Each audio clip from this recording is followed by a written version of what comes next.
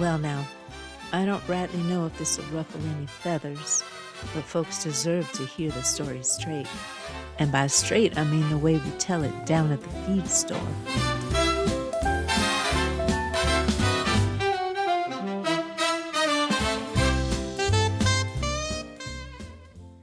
Good evening, friends and neighbors. This is Kitty O'Compost coming to you live from the Cloverleaf Ballroom at the Hotel Butterbean, right here in Clabberton, Iowa. Tonight, we're tapping our toes to the sweet sounds of Dottie Mae Holloway and her barn dance harmonizers. She's opening with a crowd favorite, Two-Step Through the Turnips.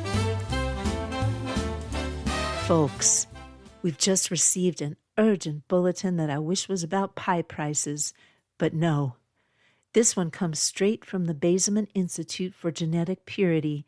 Seems our beloved canine activist Pedro has been officially flagged for carrying genetic traces of historical dissenters.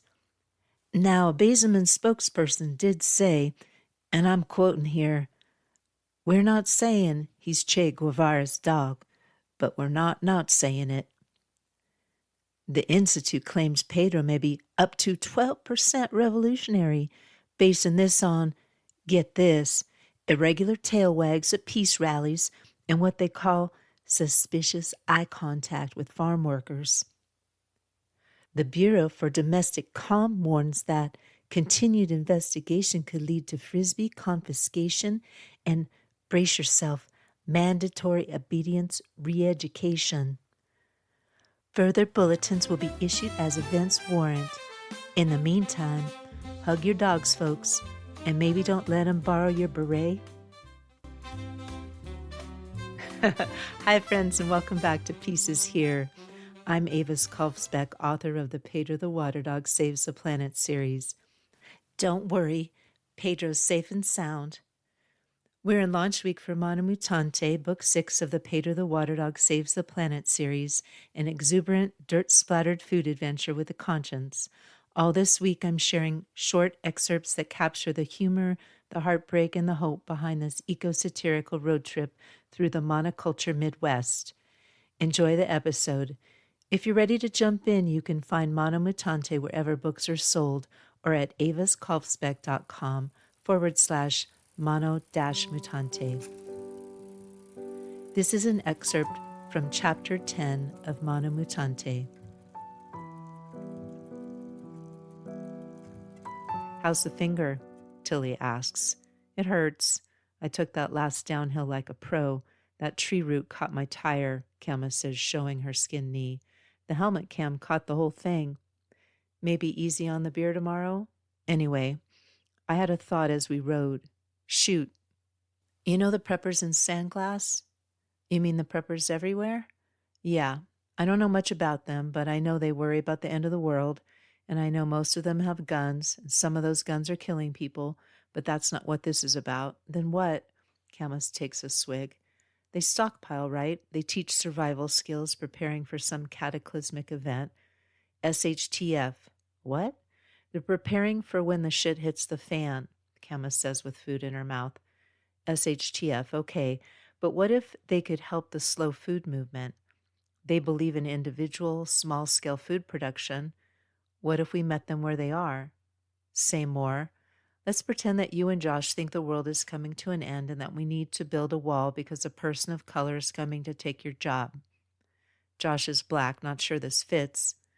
Just pretend, and you don't want to have anything to do with a tofu-eating woman of color like me, but you think climate change will kill us before racism does, so he's in. Okay. You've got 3 little unvaccinated kids, hungry, growing, adorable. I like kids, she says wistfully. Mine will believe in science. Sure. You open YouTube and there's a step-by-step guide to soil prep, seed saving, and composting. You start growing enough food to feed the neighborhood.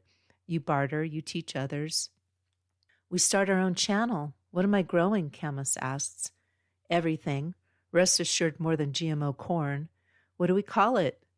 C&J Acres? Guru Goddess Greens? Patanjali Peaches? Camas says in a slow southern drawl. I can build back better with my Make American Great Again victory garden. Yes, and soon your neighbors are baking with your peaches, you're trading pizza crusts for greens, and suddenly you're not self sufficient, you're community sufficient.